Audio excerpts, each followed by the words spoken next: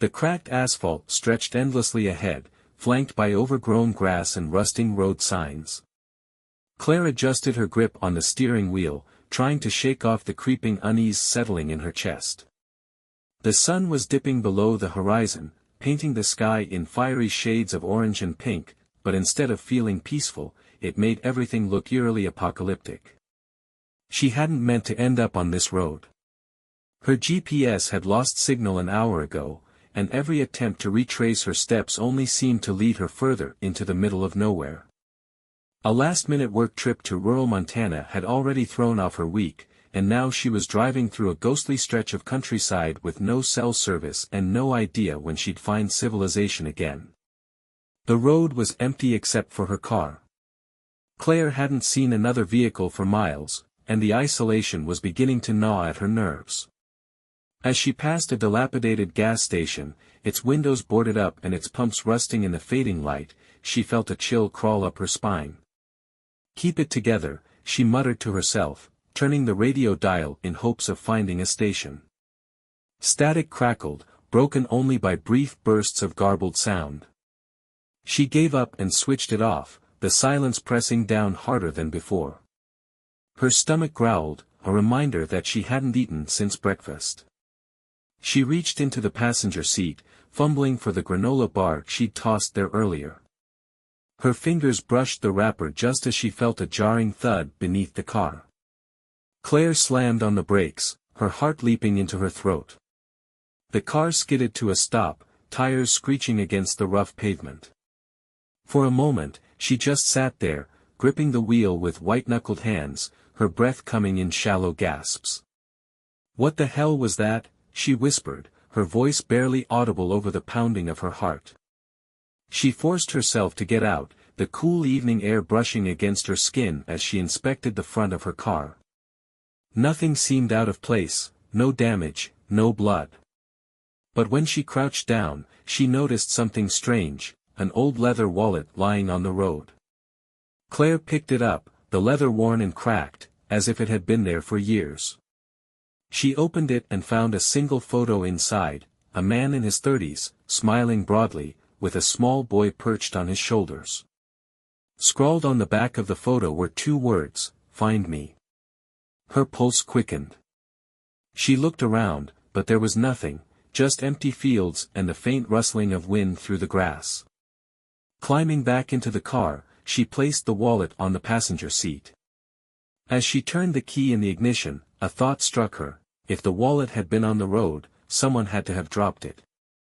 But where were they now? The engine roared to life, and Claire started driving again, her eyes darting to the rearview mirror every few seconds. She couldn't shake the feeling that she wasn't as alone as she thought. The road seemed even darker now, the last rays of sunlight fading behind the horizon. Claire kept glancing at the wallet on the passenger seat. The smiling faces in the photo haunted her, the man and the boy looked happy, carefree.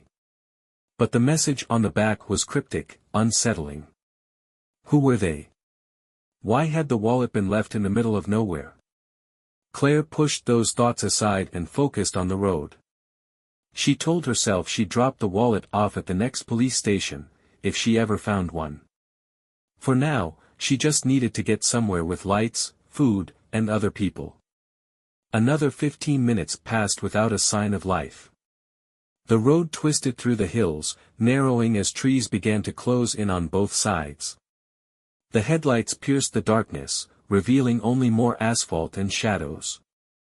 Then, in the distance, she saw it, a faint glow. Her heart leaped. It wasn't much, but it was something, a gas station or maybe a diner. Whatever it was, it promised a break from the oppressive solitude. As she got closer, she realized it was a small general store, its neon "open" sign flickering erratically. The building looked old, its wooden siding warped with age. A single truck was parked outside, its cab empty. Claire pulled in, the gravel crunching beneath her tires. She killed the engine and grabbed the wallet, hesitating for a moment before stepping out. The place had an eerie stillness, as if time had forgotten it. The bell above the door jingled as she entered, and a man behind the counter looked up. He was in his late 50s, wearing a faded flannel shirt and a baseball cap. His expression was hard to read, somewhere between curiosity and suspicion. "Evening," he said, his voice rough. "Lost?" Claire offered a weak smile. "Kind of. My GPS isn't working, and I was hoping you could point me toward the nearest town." He leaned on the counter, studying her. "Nearest town's about 40 miles north. Not much there but a motel and a diner." Her stomach sank. 40 miles. Is there anywhere closer? He shook his head. "Not unless you like sleeping in your car." Claire nodded, biting her lip. She placed the wallet on the counter. "I found this on the road a few miles back. Do you recognize him?" The man's face hardened as he picked up the wallet. His eyes lingered on the photo, and for a moment, she thought she saw a flicker of something: fear? Recognition? "Where exactly did you find this?" he asked, his tone sharper now. "About 5 miles south," Claire said. "It was just lying in the middle of the road."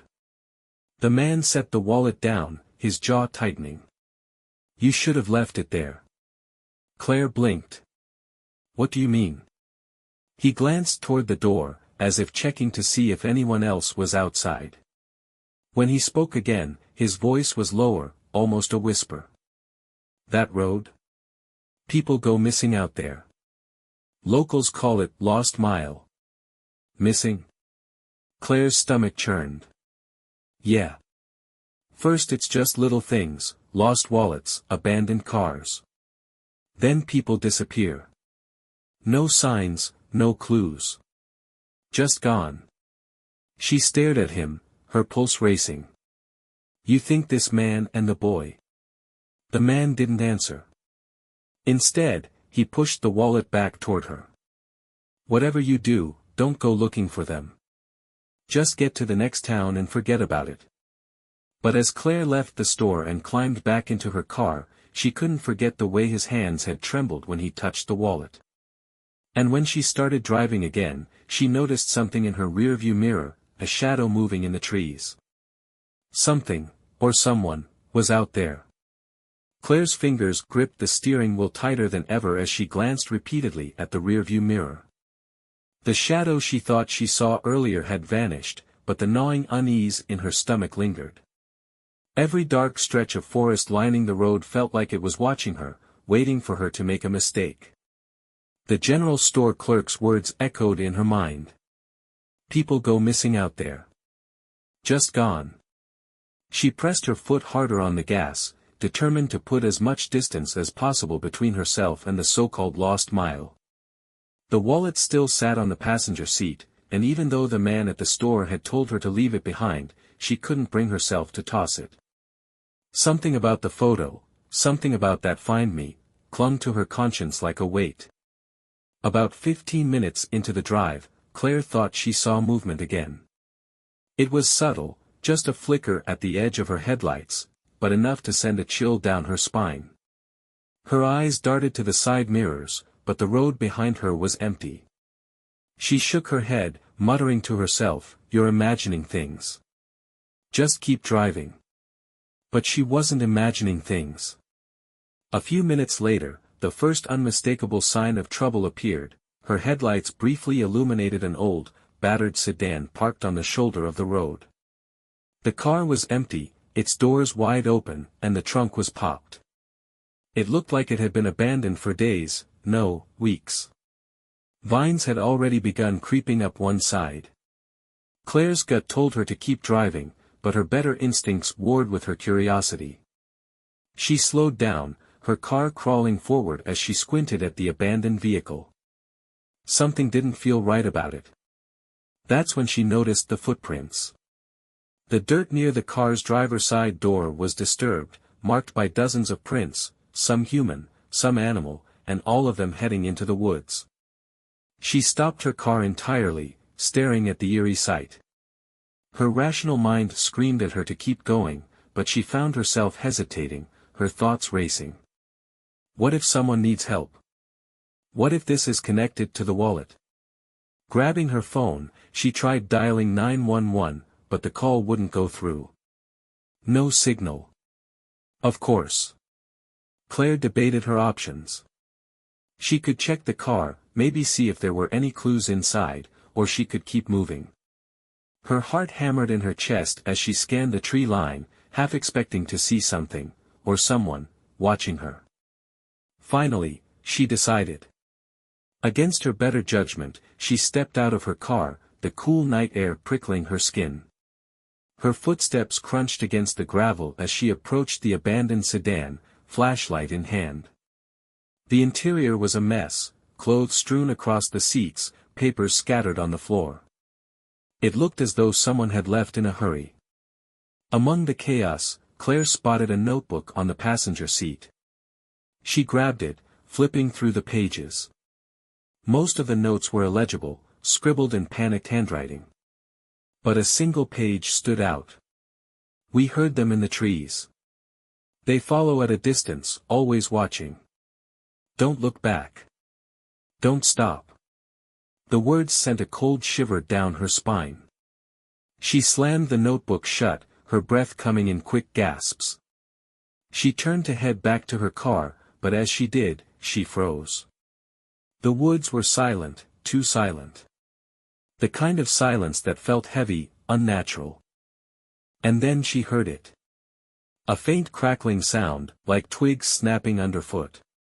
It was close. Too close. Claire bolted back to her car, her flashlight bouncing wildly as she ran.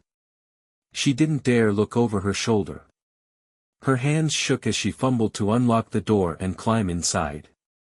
She locked the doors, started the engine, and floored it. Gravel sprayed behind her as the car shot forward. Her heart pounded as she sped down the road, but a horrible thought gnawed at the edges of her mind. The sound she'd heard, the snapping twigs, hadn't come from behind her. It had come from in front. Claire's chest heaved as she sped down the dark road, her palms slick against the steering wheel. Her headlights sliced through the oppressive blackness, revealing nothing but endless asphalt and the suffocating line of trees. She kept replaying the sound in her mind, those snapping twigs, and the unnerving realization that it had come from ahead, not behind. She glanced at the rearview mirror, almost expecting to see something following her, but there was nothing there. Her car's digital clock blinked 9:13 p.m. Too early for her exhaustion to feel so bone-deep, but fear had a way of draining energy faster than a full day's work. The road ahead forked suddenly, with no warning signs, no mile markers. The split hadn't been visible on her approach, as if the road had been waiting to reveal itself until the last possible moment. Claire's stomach twisted. She hadn't seen a fork like this on any of the maps she'd reviewed before her trip. There were no signs indicating which direction led to civilization. The left path seemed slightly wider, its surface in better condition. The right, however, looked rougher, overgrown with weeds that clawed at the edges of the pavement. A gut instinct, a primal, unexplainable certainty, told her to take the left. She turned onto the left road, her car bouncing slightly as it hit an uneven patch of asphalt. The forest seemed denser here, the trees looming closer to the road, their gnarled branches intertwining overhead. Her headlights struggled to penetrate the darkness, and the air felt heavier, pressing against her like a weight. Minutes passed, but something felt wrong. The road was twisting in unnatural ways, hairpin turns that seemed unnecessary, inclines that felt steeper than they should. The more she drove, the more her surroundings began to blur together, as if she were stuck in some looping nightmare. Then she noticed it. The sedan. Her stomach dropped. Parked on the side of the road, half hidden by the trees, was the same abandoned car she'd seen earlier. "No," she whispered, her voice trembling. "That's not possible." She slammed on the brakes, her car screeching to a halt. Her eyes darted around, trying to make sense of what she was seeing. She could make out the same rusted frame, the same popped trunk, even the scattered footprints leading into the woods. Claire's mind raced. She hadn't turned around, she was sure of it. But how could the same car be here unless the road had somehow doubled back on itself? She reached for her phone again, praying for a signal, but the screen remained empty. No bars, no connection. Her frustration boiled over, and she slammed her fist against the steering wheel. "This can't be happening," she muttered, her voice cracking. Her headlights illuminated the footprints leading into the woods, and against her better judgment, her eyes followed them. For a brief moment, she thought she saw something move, something low to the ground, darting between the trees. She yanked the gearshift into reverse, her tires kicking up gravel as she backed away from the eerie sight. The car groaned as she turned it around, heading back toward the fork. She chose the other road this time, the rougher one.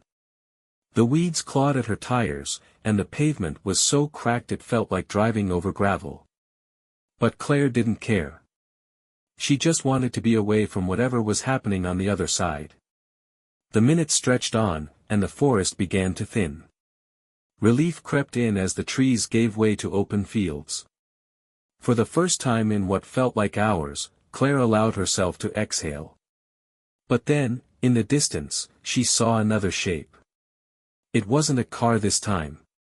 It was a figure standing in the middle of the road. She slowed down, her breath hitching in her throat. The figure didn't move, didn't react to her approaching headlights. It just stood there, silhouetted by the beams. As she drew closer, her stomach churned. It was a man, tall and gaunt, his clothes disheveled and his face obscured by the shadows. Claire rolled to a stop, keeping her doors locked and her hand hovering over the gearshift. The man raised a hand, as if signaling for her to stop, his movements slow and deliberate. Claire cracked her window, just an inch. "Are you okay?" she called out, her voice shaky. The man tilted his head, his expression unreadable. "Did you see my boy?" Claire froze, the question hitting her like a punch to the gut. "What?" "My boy," the man repeated, stepping closer. His face came into view, pale and sunken, his eyes rimmed with exhaustion. "He's out here. Somewhere. Have you seen him?" Claire didn't answer. Her heart was pounding, her instincts screaming at her to leave. But the man stepped closer, his hand now resting on the hood of her car. "You have to help me," he pleaded, his voice cracking. "They're coming." "Who's coming?" Claire whispered, her voice barely audible. The man's eyes darted toward the trees, his face twisted in terror. "Don't let them find you." And then, before she could respond, he bolted into the woods, disappearing into the darkness.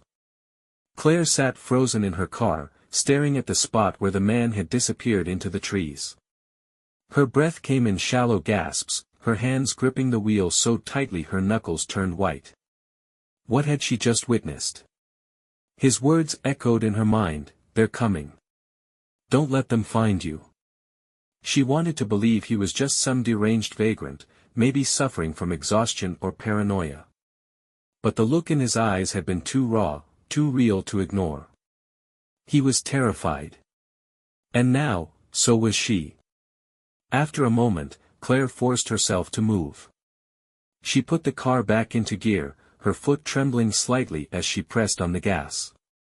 The road ahead was dark and unwelcoming, but staying in one place felt even more dangerous. The gravel crunched beneath her tires as she picked up speed. The trees lining the road thinned out, giving way to open fields bathed in moonlight. For the first time in hours, the suffocating closeness of the forest eased, and Claire felt a flicker of hope. But the feeling was short-lived. As she rounded a bend, her headlights illuminated something that made her stomach drop, the same sedan. It was parked on the shoulder, exactly as she'd seen it before, the trunk still popped and the footprints leading into the woods. Claire slammed on the brakes, her car skidding to a stop in the middle of the road. "No," she whispered, shaking her head. "No, no, no. This isn't possible." She stared at the car, her mind racing. She'd taken a completely different road. She was sure of it. There was no way she could have ended up back at the same spot. Unless... Claire's thoughts were interrupted by a sudden movement in her peripheral vision. Her heart leapt as she turned her head, peering into the shadows. For a moment, she saw nothing. But then, out of the corner of her eye, she caught it again, a flicker of motion among the trees. Her instincts screamed at her to drive, to get as far away from this place as possible. But something rooted her in place. She felt compelled to know what was out there, what was causing this nightmare. Grabbing her flashlight, Claire stepped out of the car. The night air was cool against her skin, but it did nothing to quell the heat of fear rising in her chest. She approached the sedan cautiously, her flashlight beam cutting through the darkness. The inside of the car was just as she'd left it, clothes, papers, and chaos. But something about it felt different. A low rustling sound came from the woods to her left. Claire froze, her heart pounding in her ears.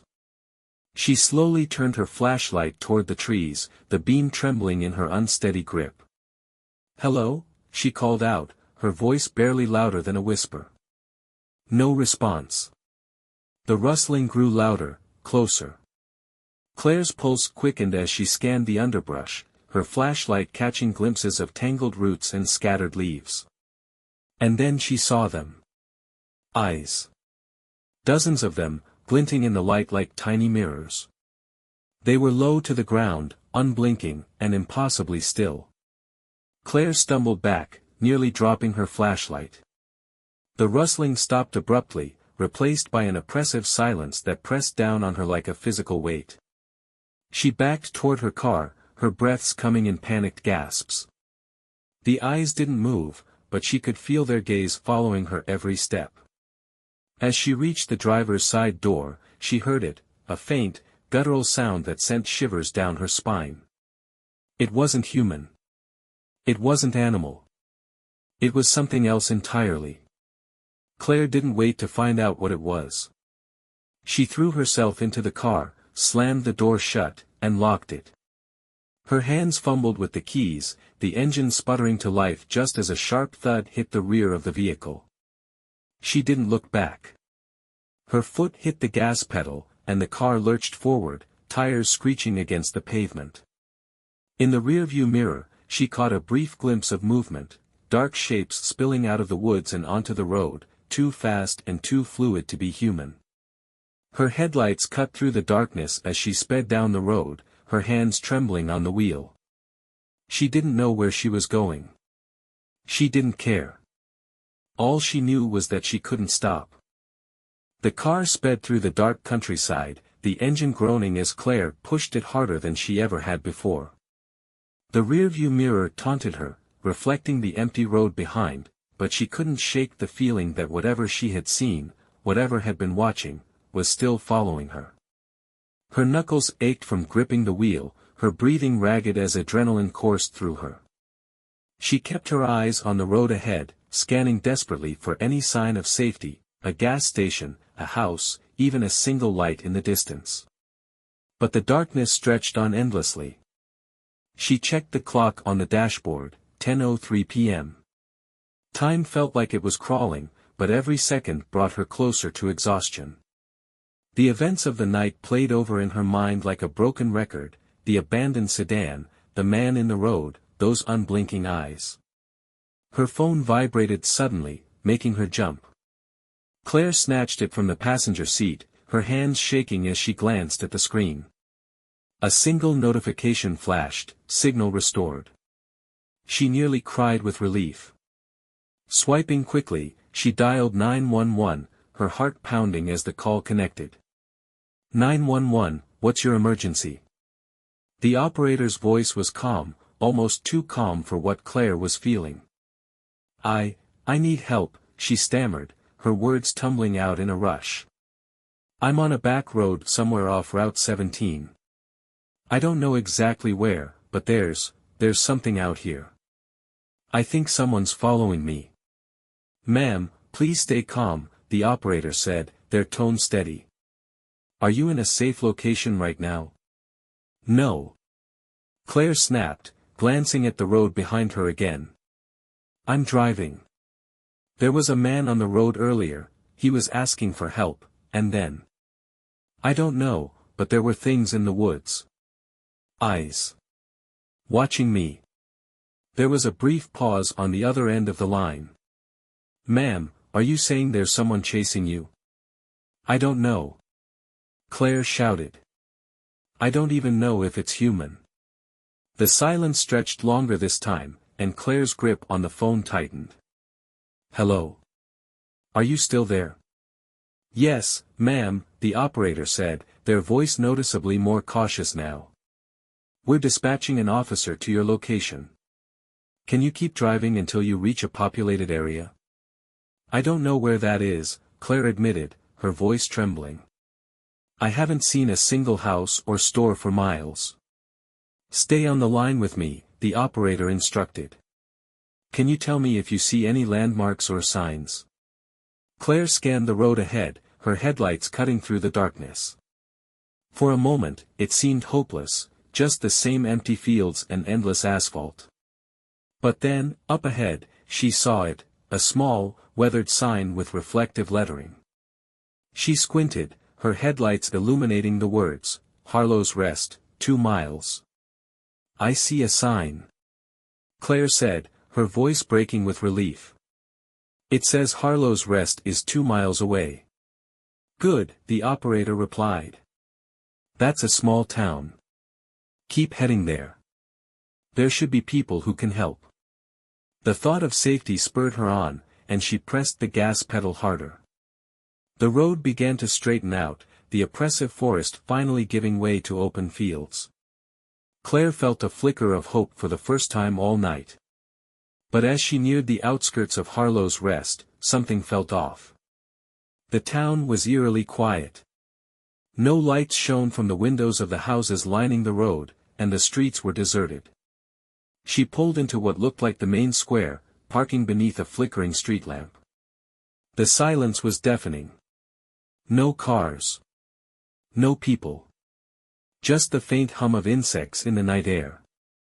Ma'am, the operator's voice crackled through the phone, are you in Harlow's Rest now? Yes, Claire said, her voice barely above a whisper. But, it's empty. There's no one here. Another pause. Stay in your car, ma'am. Officers are on their way. Claire's pulse quickened as she scanned the darkened storefronts and shadowy alleys. The town felt wrong, as if it had been abandoned in a hurry. And then, she saw it. A figure standing at the far end of the square, partially obscured by the shadows. It wasn't moving, but Claire could feel its gaze locked on her. Her grip on the phone tightened as dread settled over her like a heavy blanket. There's someone here, she whispered. Stay calm, ma'am, the operator urged. Don't engage with them. Help is coming. But deep down, Claire wasn't sure help would arrive in time. The figure took a step forward, its movements deliberate, as if it had all the time in the world. And Claire realized with chilling certainty that it wasn't here to help. Claire's body felt paralyzed as she stared at the figure. It stood in the shadows, barely visible, but its presence filled the air with an unbearable tension. Her mind raced. The town was deserted, and her only contact with the outside world was the operator on the phone. If this person, or thing, had ill intentions, she was utterly alone. Ma'am, the operator said again, their voice a lifeline through the silence. Are you still in your car? Yes, Claire whispered, her voice barely audible. Stay there. Lock the doors. Don't draw attention to yourself. Her fingers fumbled to double-check the locks, even though she knew they were already secured. The figure didn't move, but Claire's instincts screamed that it was watching her, studying her. Then, it started walking.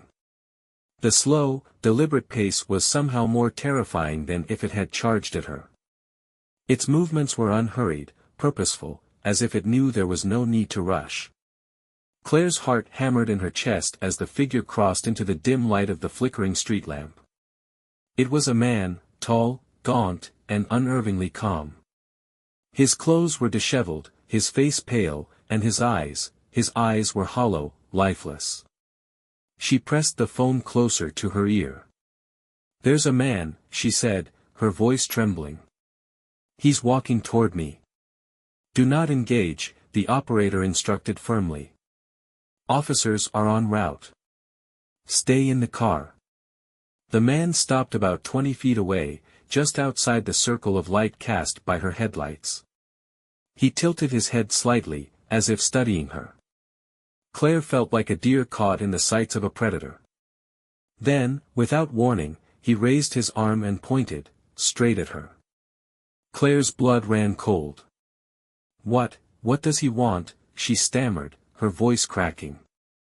"Keep the windows up and the doors locked," the operator said, their voice steady but tense.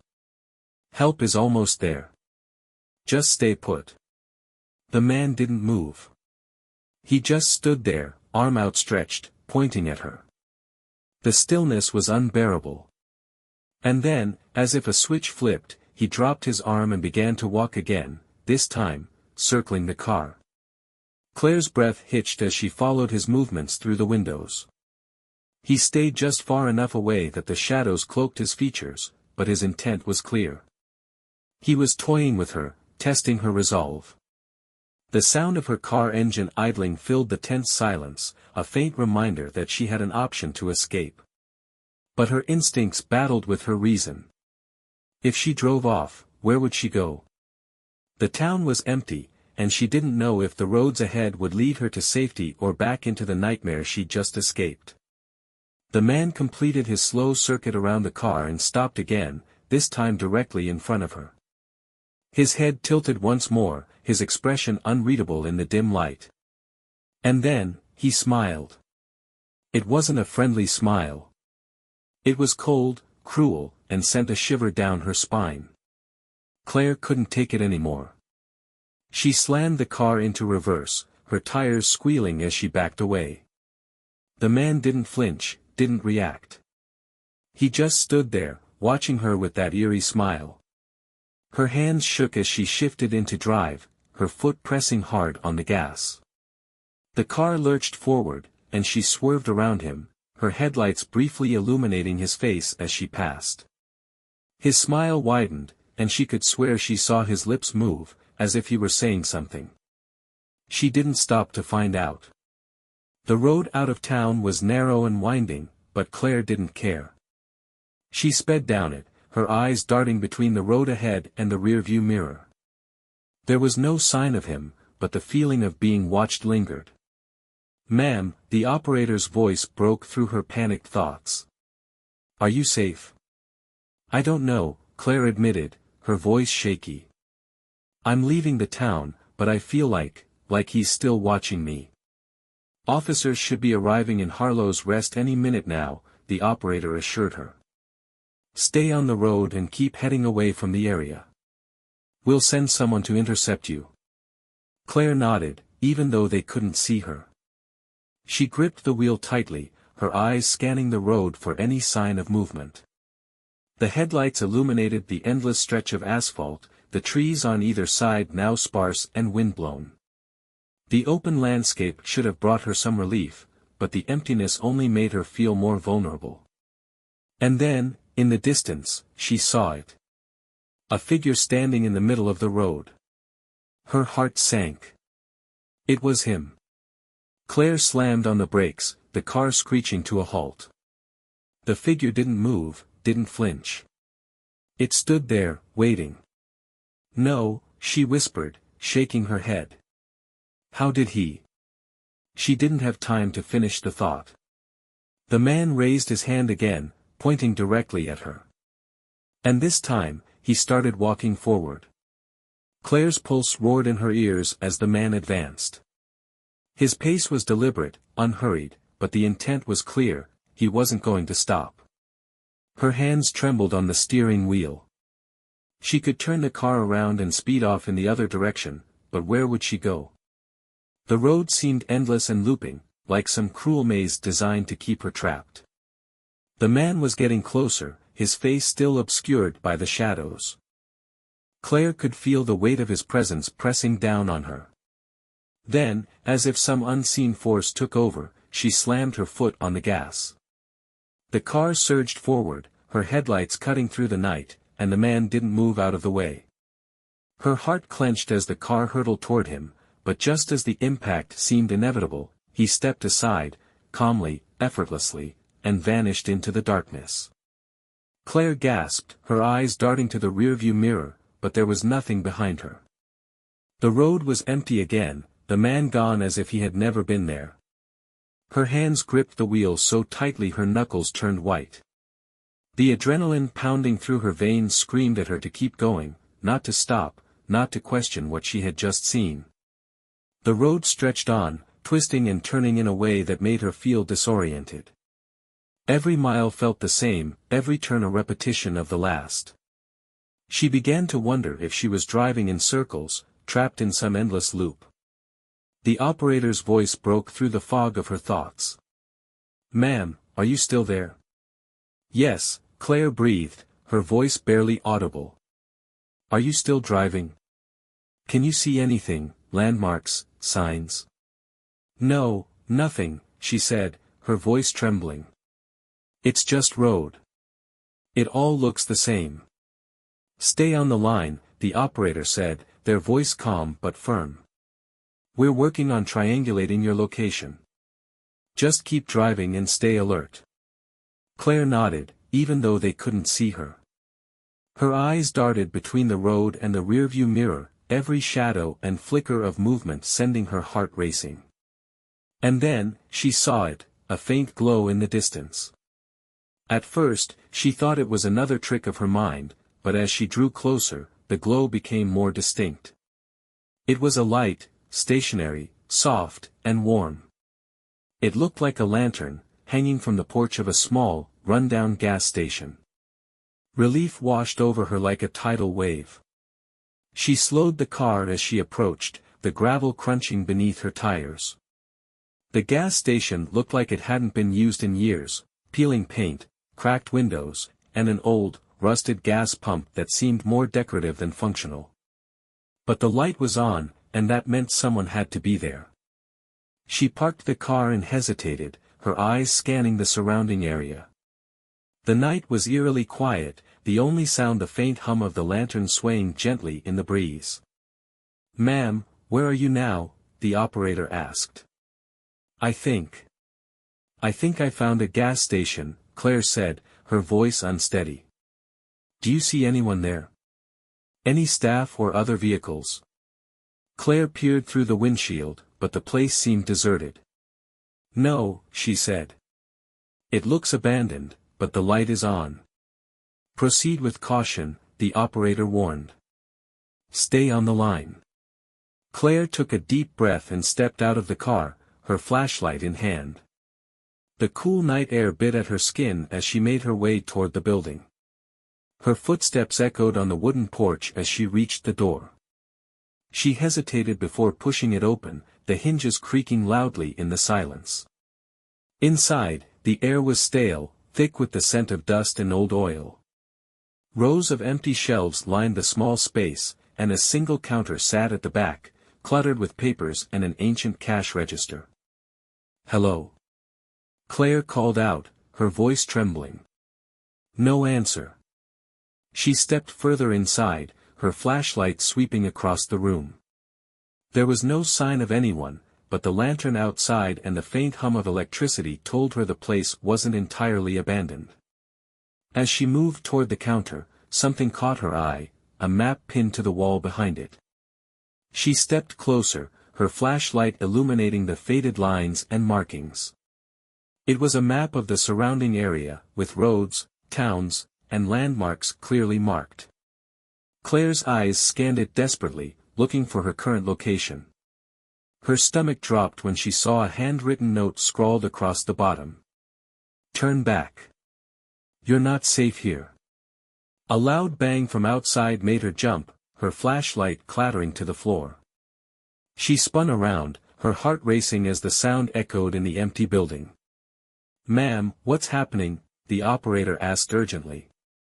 There's someone outside," Claire whispered, her voice barely audible. Her breath hitched as she heard footsteps on the porch, slow and deliberate.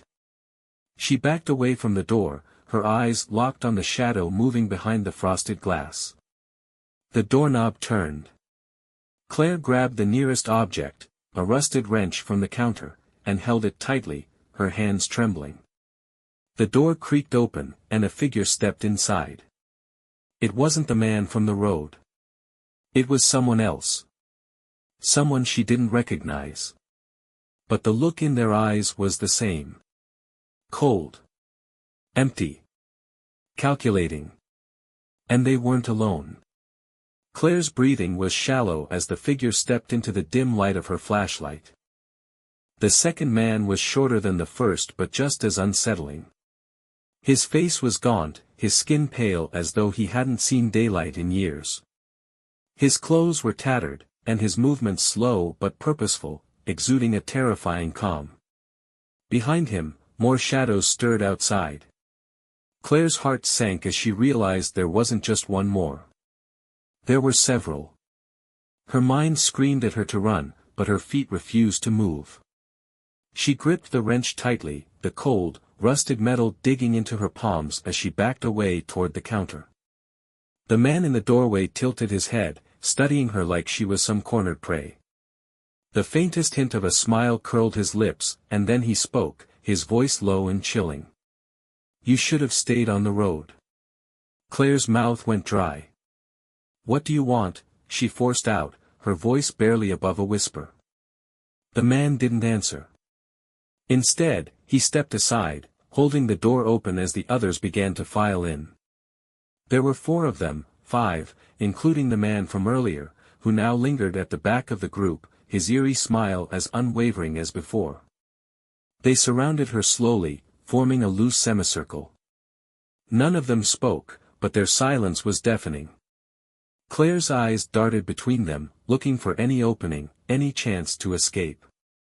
But the odds were against her. She was outnumbered, and the only exit was blocked by the men who now stared at her with predatory intensity. The operator's voice crackled faintly from the phone in her pocket, but she didn't dare reach for it. The smallest movement might set them off. "What do you want from me?" she asked again, her voice trembling. The man closest to her chuckled, a low, guttural sound that sent shivers down her spine. "It's not about what we want," he said. "It's about what you brought with you." Claire's stomach twisted. "What I brought?" Another man, taller and broader than the rest, stepped forward. "People like you always bring trouble," he said, his voice gravelly. "You think you're just passing through, but you leave a mess behind." "I don't understand," Claire said, her voice cracking. "You don't have to," the first man replied, his tone icy. "But you'll fix it." The taller man reached into his pocket and pulled out a length of rope. Claire's heart seized as he tossed it to the floor in front of her. "Tie your hands," he ordered. Claire froze, her mind racing. If she tied herself up, she'd have no chance of escape. But if she refused, she didn't doubt they'd force her into submission. Her grip on the wrench tightened. She took a step back, her eyes darting toward the door. The man from the road spoke for the first time, his voice soft but dripping with menace. "If you run, it'll be worse for you." Claire's breath quickened as the weight of the situation pressed down on her. She was trapped, outnumbered, and completely alone. But then, her eyes flicked to the window. Beyond the cracked glass, she saw the faintest glimmer of hope, red and blue lights flashing in the distance. The police. They were close, but not close enough. She had to buy time. "I'll do it," Claire said, dropping the wrench to the floor with a loud clang. The sound startled the men for a brief moment, and she used that hesitation to act. Instead of picking up the rope, she lunged toward the counter, grabbing the flashlight and aiming it directly at their faces. The sudden burst of light disoriented them, and Claire bolted for the door. Her shoulder slammed into the wood, pushing it open as she sprinted into the night. Behind her, she heard shouts and heavy footsteps as the men gave chase. The gravel crunched beneath her shoes as she ran toward the flashing lights, her lungs burning with every step. The sound of engines revving behind her made her heart lurch. At least one of them had jumped into a vehicle. The lights grew brighter, closer, but the roar of the approaching engine was deafening. A police cruiser came into view, its headlights piercing the darkness. Claire waved her arms frantically, screaming for help. The car screeched to a halt, and two officers stepped out, their hands on their holstered weapons. "Help me!" Claire cried, her voice hoarse. Behind her, the vehicle pursuing her came into view, a rusted old truck with its high beams glaring. The officers shouted commands, their voices firm and commanding, but the truck didn't stop. It barreled forward, swerving dangerously close to Claire before skidding to a halt just a few feet away. The men from the gas station piled out, their expressions twisted with anger. For the first time, Claire felt a glimmer of safety as the officers stepped between her and her pursuers, their weapons drawn. "Everyone, hands where we can see them," one of the officers barked. The men hesitated, their cold, calculating expressions flickering with something Claire hadn't seen all night, uncertainty. But as they raised their hands, Claire couldn't shake the feeling that this wasn't over. These men weren't afraid, they were stalling.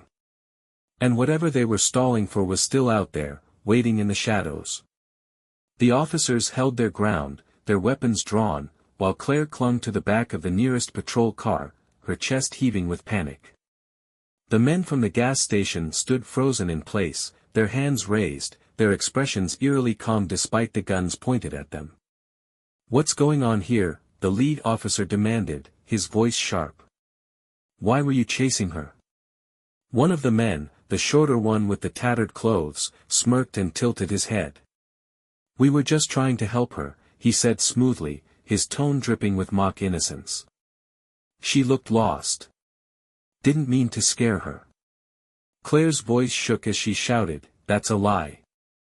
They were trying to trap me. They had rope, they told me to tie myself up." The officer glanced at her, his brow furrowing. "Ma'am, you're safe now. Stay behind us." Another officer began searching the truck, his flashlight cutting through the cab's clutter. After a few moments, he called out, "Found the rope." The lead officer's jaw tightened as he looked back at the men. "Care to explain that?" The tallest man stepped forward slightly, his hands still raised. "We're locals. This is a quiet town, officer. We saw her speeding through and thought she might be in trouble." "The rope?" "Just tools we keep for emergencies." Claire couldn't believe what she was hearing. The way they spoke, their calm demeanor, it was as if they'd rehearsed this moment, prepared for every question. "Check the gas station," Claire blurted out, her voice rising. "There's a map inside with a message on it. It says, 'Turn back. You're not safe here.'" The shorter man chuckled softly. "A map with a note? That place has been abandoned for years. Kids are always breaking in and leaving graffiti. Can't believe you're taking her word for it." Claire clenched her fists, her frustration boiling over. "They're lying. They were chasing me. They were going to." "Ma'am," the lead officer interrupted, his tone firm but measured. "We'll investigate everything. But we need to keep this situation calm." The officer's measured response made Claire feel even more desperate. She could see it in his face, he wasn't fully convinced, not yet. One of the men, the one from the road with the hollow eyes and unsettling smile, finally spoke. "She's scared," he said, his voice soft and slow. "Sometimes fear makes people see things that aren't there." Claire's blood ran cold. His words were like a knife, carefully planted to twist the narrative against her. The officer in charge exchanged a look with his partner. Run their IDs, he said quietly. And radio for backup. The second officer nodded and began pulling IDs from the men, who handed them over without protest. Their calm demeanor only added to the unnerving tension. As the officers moved to the patrol car to run the IDs, Claire found herself alone for a moment, the men watching her with thinly veiled amusement. "You're making this harder on yourself," the tall man said quietly, his voice low enough that only she could hear. Claire glared at him, her resolve hardening. "You won't get away with this." His lips curled into a faint smile. "We already have." Before Claire could respond, the lead officer returned. "All right," he said, his voice loud enough to command attention. "IDs check out. No warrants, no priors. But we'll still need to investigate this further. They're dangerous." Claire shouted, stepping forward despite the officer's hand gesturing for her to stay back. "You have to believe me. Please, check the gas station." The officer nodded. "We will," he said, trying to reassure her. "For now, we're going to have everyone stay here until backup arrives." Claire could feel the men's eyes on her, their confidence unshaken. They knew the officers hadn't seen enough to act decisively. One of the men muttered under his breath, just loud enough for Claire to hear, "This is your last warning. Drop it." Her body trembled with fear and anger, but she refused to back down. "They're lying," she said again, her voice steady despite her terror. "They were toying with me, playing some sick game." The officers exchanged glances, their unease evident. "We're separating everyone," the lead officer said finally. "We'll get to the bottom of this." Just then, the second officer called out from the truck. Sarge? You might want to see this." The lead officer walked over to the truck, and Claire strained to see what he was looking at. The second officer held up a stained, crumpled piece of paper. It was the map Claire had seen in the gas station, complete with the chilling note, "Turn back. You're not safe here." Her heart leapt. "That's it," she cried. "That's what I was talking about." The officer turned to the men, his expression hardening. "You said the gas station was abandoned. Care to explain why this was in your truck?" The men's composure faltered for the first time, their expressions flickering with unease. The shorter man tried to speak, but his words came out stilted. I don't know how that got there." The lead officer narrowed his eyes. "All of you, step away from the vehicle. Now." As the tension escalated, Claire felt a flicker of hope. Maybe, just maybe, the truth was finally catching up to them. But as the officers started to secure the men, Claire noticed something out of the corner of her eye, movement in the trees beyond the road. It wasn't over. Not yet. Claire's gaze locked on the shadows shifting in the trees. It was subtle at first, a glint of movement here, a faint rustling there. But as she focused, she realized it wasn't her imagination. Something, or someone, was out there. The officers, preoccupied with securing the men by the truck, hadn't noticed. Their voices were firm, issuing commands as they handcuffed the group one by one. But Claire couldn't take her eyes off the woods.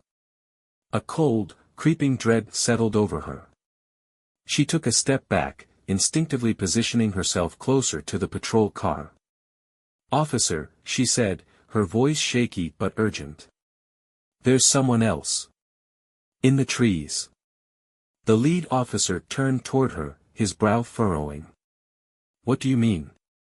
"There's more of them," she insisted, pointing toward the darkness.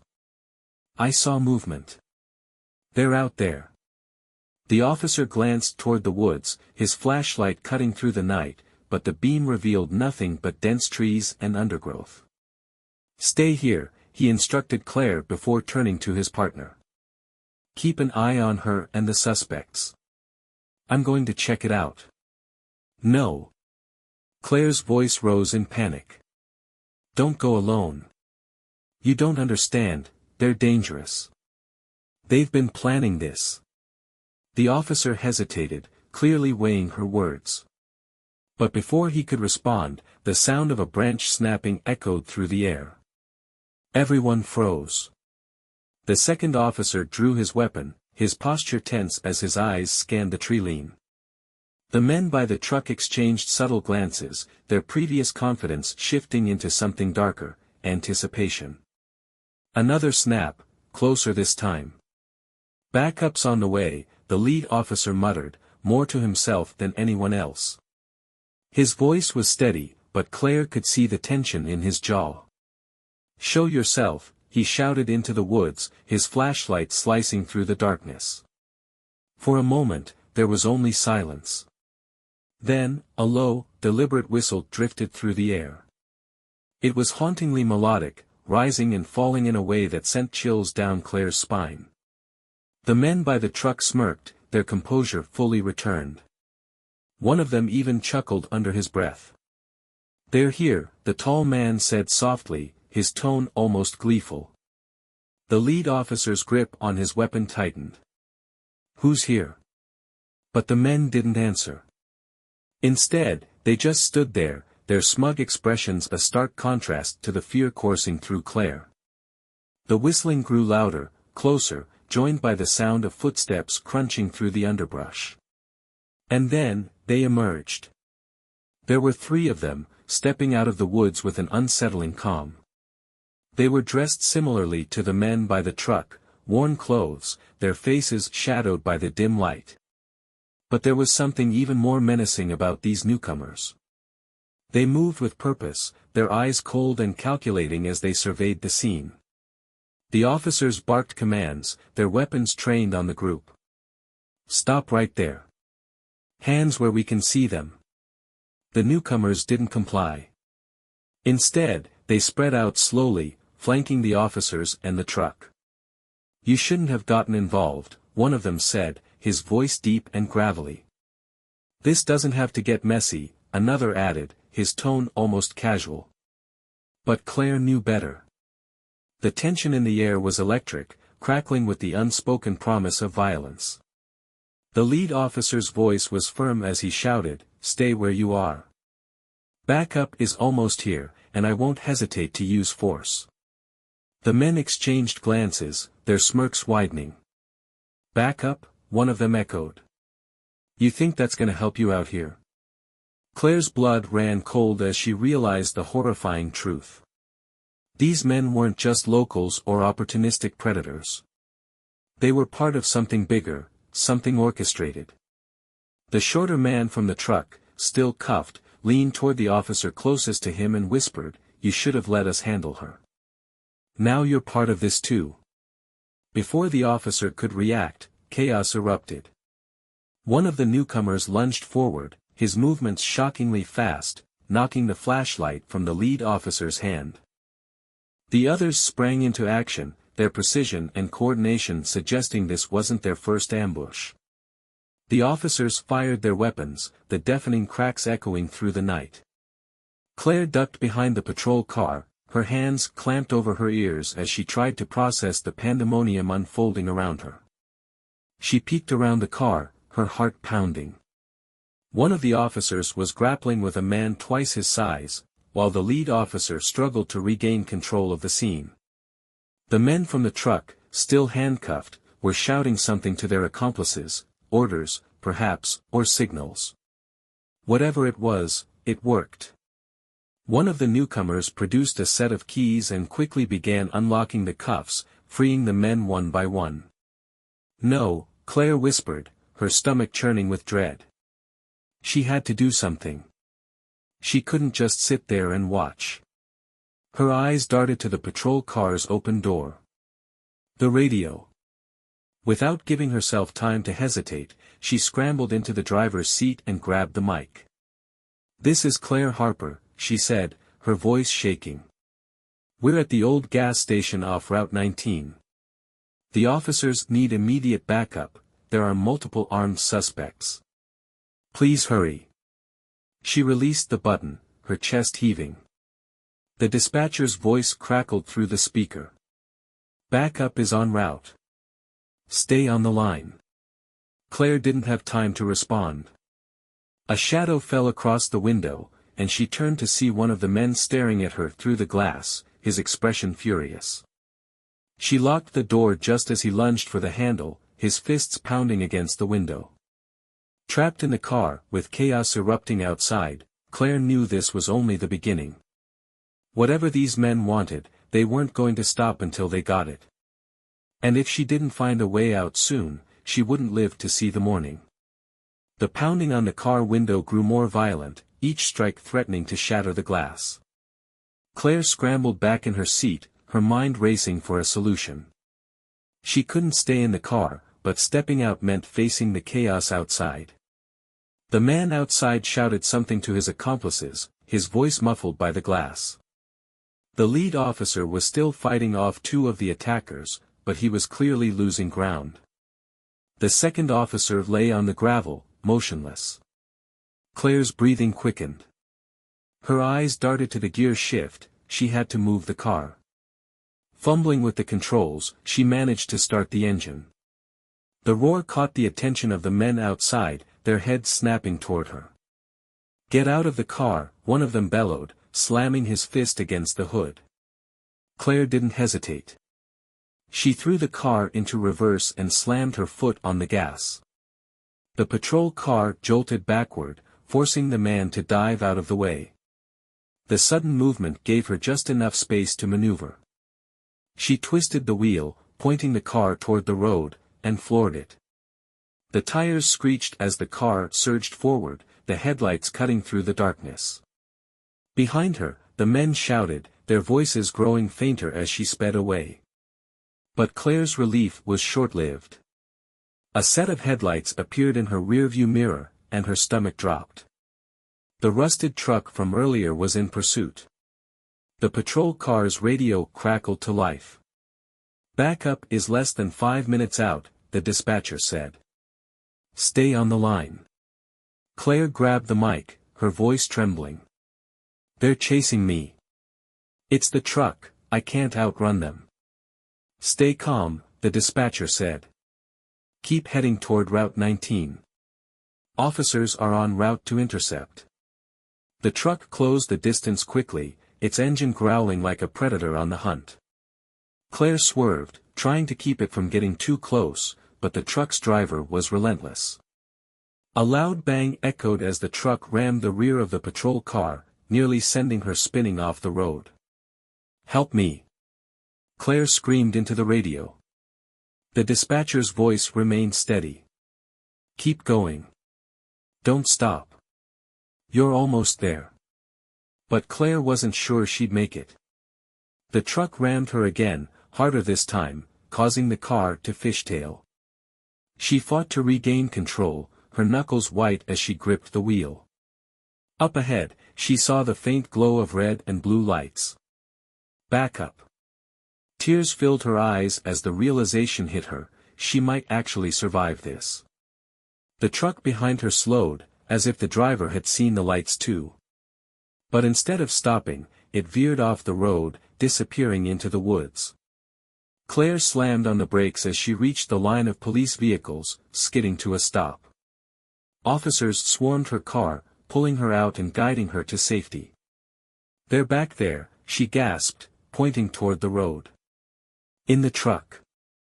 They went into the woods. Several officers took off in pursuit, their flashlights cutting through the darkness. Others stayed with Claire, checking her for injuries and trying to calm her down. "You're safe now," one of them said, his voice gentle. But Claire couldn't shake the feeling that it wasn't over. The men had escaped, disappearing into the vast wilderness. And though she was safe for the moment, she knew they'd be back. As the officers combed the area, Claire sat on the ground, her body trembling with exhaustion and fear. She had survived the night, but the memory of those cold, calculating eyes would haunt her forever. Somewhere out there, in the shadows, they were still watching. Still waiting.